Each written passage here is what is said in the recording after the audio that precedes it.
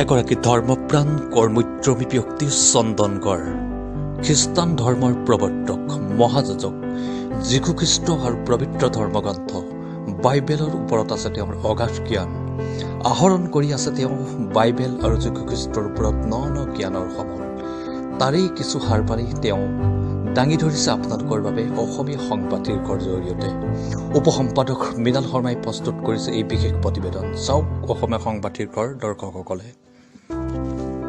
এগৰাকী ধৰ্মপ্ৰাণ কৰ্মোদ্যমী ব্যক্তি চন্দনগড় খ্ৰীষ্টান ধৰ্মৰ প্ৰৱৰ্তক মহাযাজক যীশুখ্ৰীষ্ট আৰু পবিত্ৰ ধৰ্মগ্ৰন্থ বাইবেলৰ ওপৰত আছে তেওঁৰ অগাধ জ্ঞান আহৰণ কৰি আছে তেওঁ বাইবেল আৰু যীশুখ্ৰীষ্টৰ ওপৰত ন জ্ঞানৰ সমল তাৰেই কিছু সাৰ পাৰি তেওঁ দাঙি ধৰিছে আপোনালোকৰ বাবে অসমীয়া সংবাদ শীৰ্ষৰ জৰিয়তে উপসম্পাদক মৃণাল শৰ্মাই প্ৰস্তুত কৰিছে এই বিশেষ প্ৰতিবেদন। চাওক অসমীয়া সংবাদ শীৰ্ষৰ দৰ্শকসকলে।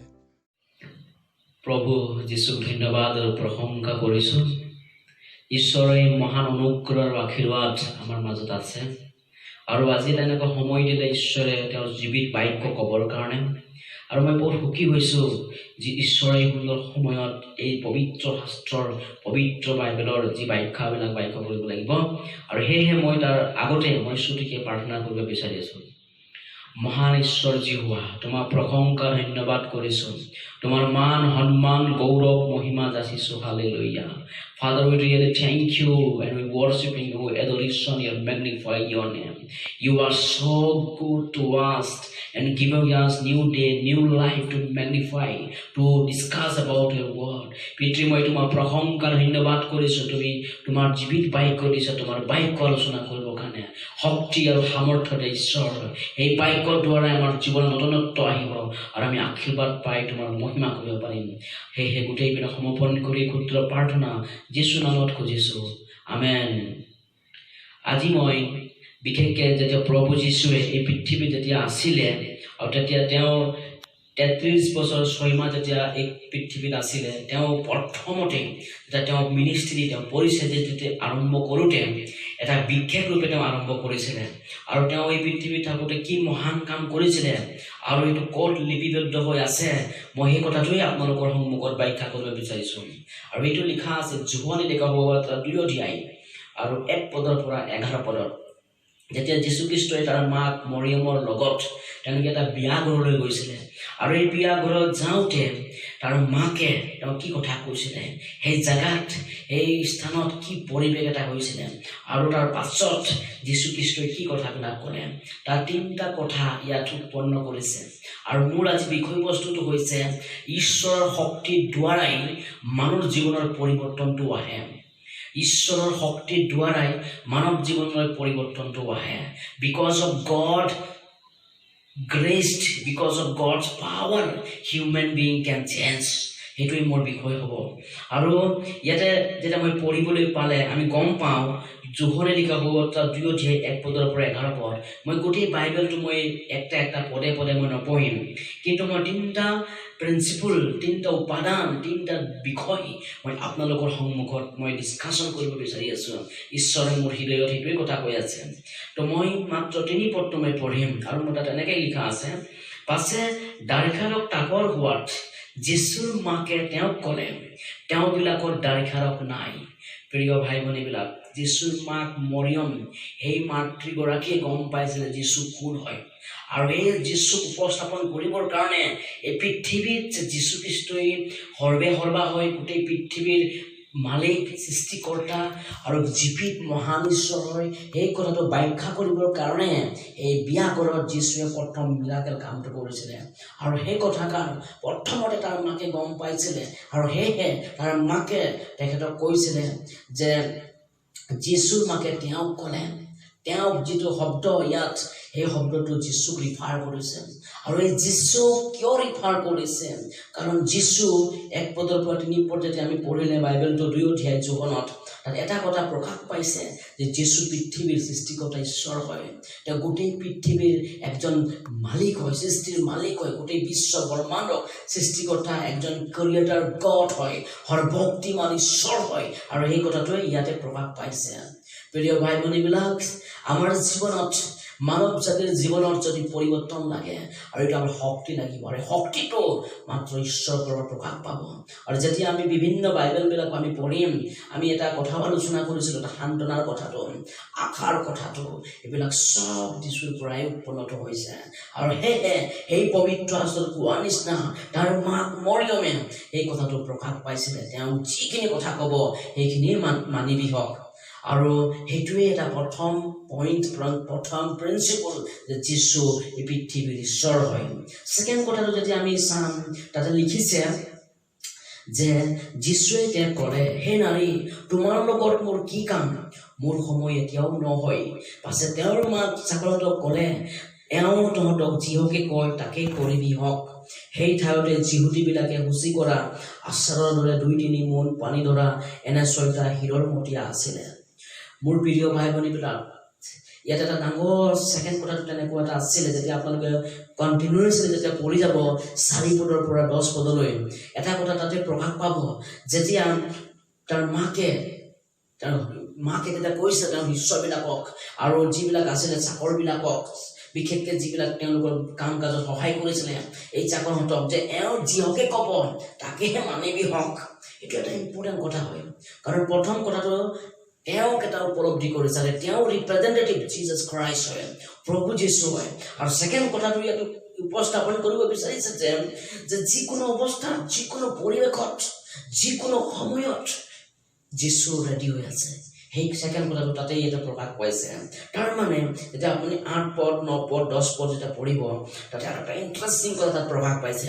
কাৰণ এই সময়ত বিয়াঘৰত মানে যিটো তেওঁলোকে ভোজন কৰে, ইজৰাইলীবিলাকৰ, যিহুদীবিলাকৰ যিটো কাষ্টমৰ ৱাইন, দাইখাৰক বুলি, সেই দাইখাৰকটো কম হৈছিলে।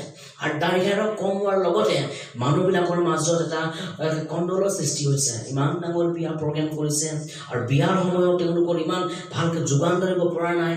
আমি সাধাৰণভাৱে আমি বিশ্লেষণ কৰিলে আমি গম পাওঁ, যদি বিয়াঘৰত আমাক ভালকৈ উপযুক্ত খাদ্য আমাক নিদিয়ে, তেতিয়াহ'লে আমাৰ বহুতো তৰ্ক বিতৰ্ক আমাৰ মাজত আহি যায়। ঠিক এনেধৰণেই সেই গালিলৰ কান্না নগৰত এই সময়ত এই বিয়াঘৰত এই পৰিৱেশটো তাতে উপস্থাপন হৈছিলে। আৰু তেতিয়াই যীশুখ্ৰীষ্টই এই পৰিৱেশটো শান্ত কৰিছিলে, সেই পৰিৱেশটো শান্ত কৰিছিলে। ইয়াত এই কথাটো লিখাটো এতিয়া লিপিবদ্ধ হৈ নাই, এই কথাটো আপোনাৰ মোৰ সমাজৰ জীৱনত, আমাৰ প্ৰকৃত দৈনন্দিন জীৱনৰ কথা প্ৰকাশ পাইছে। আমাৰ জীৱনত নানা ধৰণৰ সমস্যাবিলাক আহে, আমাৰ পৰিৱেশবিলাক বিশৃংখল হৈ যায়, আমাৰ জীৱনত কেতিয়াবা বহুত ৰামোৰা হৈ থাকে, কিন্তু যীশু তাৰ মাজত আমাক কণ্ট্ৰল কৰোঁতা ঈশ্বৰ হয়। আমি যিমানেই সমৰ্পণ কৰিম, যিমানেই ডেডিকেটিং কৰিম, যিমানে আমি যীশুৰ কাষ চাপিম, ঈশ্বৰে এই পৰিৱেশৰ পৰা আমাক উদ্ধাৰ কৰিব পৰা ঈশ্বৰ হয়। সেই কথাটো ইয়াত প্ৰকাশ পাইছে। সেইকাৰণে তাৰ মাকে কৈছিলে, যিহকে ক'ব তাকেই মানিবি হওক। প্ৰথম কথাটো তাৰ মাকে তাক উপস্থাপন কৰিছিলে যে যীশু ঈশ্বৰ হয়, আৰু সেই কাৰণত তেওঁৰ কথা তাত ৰিফাৰ হৈছিলে। ছেকেণ্ড কথা, যেতিয়া ভোজৰ সময়ত, তাকৰ হৈ যোৱা সময়ত বহুতো বিশৃংখল মানুহ সৃষ্টি হৈছিলে, আৰু এই সৃষ্টিৰ সময়তে যীশুৱে সেইটো পৰিৱেশটো শান্ত কৰিছিলে। আপোনাৰ ব্যক্তিগত জীৱন, সামাজিক জীৱন, আমাৰ যিকোনো আভ্যন্তৰীণ জীৱনৰ সমস্যা থাকিব পাৰে, কিন্তু যীশুক যেতিয়া আমি জনাই দিম, যীশুৰ যেতিয়া আমি কাষ চাপিম, তেতিয়া তেওঁ আপোনাৰ আৰু মোৰ পৰিৱেশটো সান্তনা কৰি দিব পাৰে। যিকোনো পৰিস্থিতি হওক আপোনাৰ জীৱনত, যেনেদৰে আমি চাওঁ যে 40 লাখ ব্যক্তি ইজিপ্ত দেশৰ পৰা কনান দেশলৈ গৈ আছে। ইজৰাইলীবিলাকৰ হিষ্ট্ৰী পঢ়িলে সুভাগৰ পাৰ হ'ব লাগে, গোটেই ফ্ৰনৰ ৰজাবিলাকে তেওঁলোকে কাটিবলৈ, মাৰিবলৈ, ধ্বংস কৰিবলৈ বিচাৰি আছিলে। তেতিয়া মুচিয়ে যেতিয়া লাঠি উঠাই যেতিয়া প্ৰাৰ্থনা কৰিছিলে, মহাসাগৰ মাজত ৰাস্তা ওলাই গ'ল। সুভাগৰৰ মাজত এটা হিষ্টৰিকেল এটা প্ৰুফ আমি গম পাওঁ। সেইমতে আপোনাৰ যেতিয়া জীৱনত, মোৰ যেতিয়া জীৱনত অন্ধকাৰ হৈ থাকে আৰু আমাৰ সময় নাই, আমি আজি শেষ, কিন্তু বাইবেলত লিখিছে, যীশুৱে লিখিছে 14:27 পদ, no one can stop God's plan in his own hands. ঈশ্বৰৰ পৰিকল্পনাৰ পৰা কোনো আমাক ছিন্ন ভিন্ন কৰিব নোৱাৰে।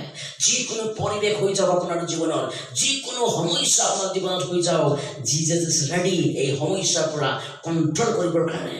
এতিয়া যি পৰিৱেশ আমি দেখা পাইছোঁ বিয়াৰ ঘৰত, ডাঙৰ এটা সমস্যা, পৰিস্থিতি, পৰিৱেশ, খোৱা বোৱালৈকে মানুহবিলাকৰ মাজত অশান্তি, কিন্তু যীশুৱে এই পৰিৱেশ সমাধান কৰিছিলে, শান্ত কৰিছিলে।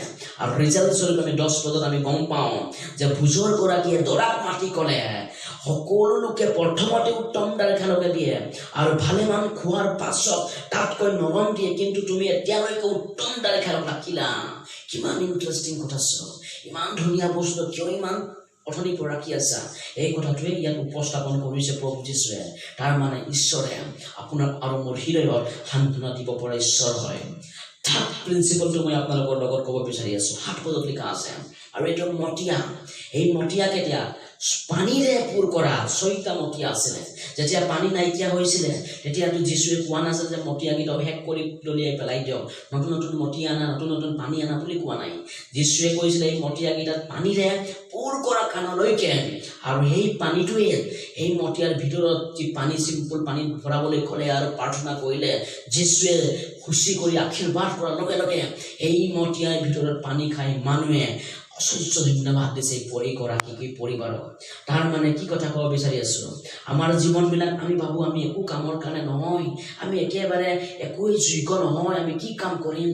এই মতিয়া স্বৰূপ আপুনি আৰু মই হয়।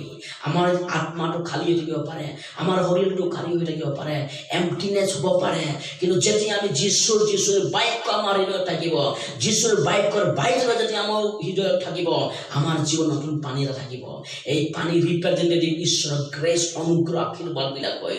আৰু আমাৰ জীৱনত এটা এনেকুৱা আশীৰ্বাদ হ'ব, আৰু তাৰ পৰাই আমি ঈশ্বৰৰ কথাবিলাক বৰ্ণনা কৰিব পাৰিম। আমাৰ জীৱনৰ পৰা ঈশ্বৰৰ মহিমাবিলাক প্ৰকাশ হ'ব, আৰু ঈশ্বৰৰ ধন্যবাদৰ প্ৰশংসা এই পৃথিৱীত হ'ব।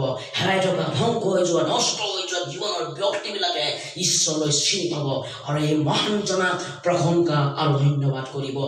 সেয়েহে প্ৰিয় ভাই ভনীবিলাক, আজি এটা সুন্দৰ সময়, ঈশ্বৰ শক্তিৰ দ্বাৰাই আমি আমাৰ জীৱনবিলাক পৰিৱৰ্তন কৰিব পাৰিম। মই এই বাক্যৰ দ্বাৰাই যীশুৱে প্ৰথম মিৰাকেল কাম, মৃত মানুহক জীৱিত কৰিব পাৰিলেহেঁতেন, তেওঁৰ নানা খুৰাবিলাকক চলাবলৈ শক্তি দিব পাৰিলেহেঁতেন, কণাবিলাকক দেখিবলৈ শক্তি দিব পাৰিলেহেঁতেন, কিন্তু সেইবিলাকক নকৰাৰ স্বত্তেও তেখেতে সেই বিলাকৰ 3টা কাম কৰিছিলে। আৰু তেওঁ যে ঈশ্বৰ হয় এইটো প্ৰকাশ কৰিছিলে। তেওঁ যে যিকোনো অৱস্থা মানুহৰ তাৰ পৰা তেওঁ কণ্ট্ৰল কৰিব পৰা, সান্তনা দিব পৰা, আৰু সুৰক্ষা দিব পৰা, তাৰ পৰা উদ্ধাৰ কৰিব পৰা ঈশ্বৰ হয়। আৰু ফাইনেলি মতিয়া স্বৰূপ আপুনি আৰু মই হয় মনুষ্য। আমি without God, without Jesus Christ, we are empty. আমি একো নাই। যেতিয়া যীশু আমাৰ হৃদয়ত থাকিব, আমাৰ মাজত আশীৰ্বাদ ব্লেছিং থাকিব পাৰে, হ'ব পাৰে আমাৰ লগত টকা পইচা ধন দৌলত নহ'ব পাৰে, কিন্তু যীশু যেতিয়া আপোনাৰ থাকিব, ঈশ্বৰ, আমাৰ মাজত এটা শান্তি আহিব, আৰু আমাৰ জীৱনৰ পৰা এই সত্যতা প্ৰকাশ হ'ব, আশীৰ্বাদবিলাক প্ৰকাশ হ'ব। আৰু সেয়ে মই কামনা আপোনালোকৰ জীৱনত কৰিছোঁ। বাইবেলত লিখিছে হিব্ৰু পদ 3 অধ্যায় 3 পদৰ পৰা যেতিয়া আমি পঢ়ি যাম 4 পদ 5 পদ, তাতে লিখিছে, তুমি সমস্ত মনে ঈশ্বৰক ভৰসা কৰা, তুমি সমস্ত মনেৰে, from our heart we have to trust our God. আমি অন্তৰৰ পৰা যেতিয়া আমি ঈশ্বৰক ভৰসা কৰিম, সকলো আশীৰ্বাদবিলাক, সকলো দয়াবিলাক, সকলো কৃপাবিলাক আমাৰ জীৱনৰ পৰা প্ৰকাশ পাব। প্ৰিয় ভাই ভনীবিলাক, সেইটো এটা সুন্দৰ সময় আপোনাৰ আৰু মোৰ কাৰণে। আমি জীৱনত যিকেইটা দিন আমি জীয়াই থাকিম, আমি যীশুক আমাৰ জীৱন দিম, আৰু যেতিয়া আমি যীশুক আমি জীৱন দিম, আমাৰ জীৱন গৌৰৱান্বিত হ'ব, আশীৰ্বাদ প্ৰাপ্তি হ'ব। আমি গোটেইবিলাক ঈশ্বৰৰ পৰা আশীৰ্বাদ আৰু ঈশ্বৰৰ কিংডমবিলাকৰ কাৰণে, মহিমাৰ কাৰণে পৃথিৱীত আমি জীয়াই থাকিব পাৰিম। সেই ছুটিকে ঈশ্বৰৰ বাক্য ক'লো, ঈশ্বৰ আমাৰ প্ৰত্যেকৰ জীৱনত আশীৰ্বাদ কৰক। মই ছুটিকে প্ৰাৰ্থনা কৰিম। মহান ঈশ্বৰ যীশুৱা, তোমাক ধন্যবাদ আৰু প্ৰশংসা কৰিছোঁ। তোমাৰ জীৱিত বাক্য তুমি প্ৰদান কৰিলা, এই কম সময়ত তোমাৰ বাক্য প্ৰকাশ হ'ল। ঈশ্বৰ, তোমাৰ বাক্য সৰুটা যি মাধ্যমৰ পৰা প্ৰকাশ কৰা হ'ব, সেই মাধ্যমৰ দ্বাৰাই গোটেই অসম, গোটেই নৰ্থ ইষ্ট, গোটেই ইণ্ডিয়া, গোটেই ভাৰতবৰ্ষক তুমি আৰু গোটেই ৱৰ্ল্ডক তুমি আশীৰ্বাদ কৰা এই বাক্যৰ দ্বাৰাই। ঈশ্বৰ, প্ৰত্যেকটো জীৱন তোমাৰ প্ৰত্যেকটো হাতত তোমাৰ পবিত্ৰ সমৰ্পণ কৰিছোঁ। আমাৰ জীৱন প্ৰাণ আত্মাবিলাক সুৰক্ষা, আশীৰ্বাদ আৰু অনুগ্ৰহ দয়াৰে পৰিপূৰ্ণ কৰক। যীশুৰ নামত প্ৰাৰ্থনা কৰিছোঁ, আমেন। God blessed.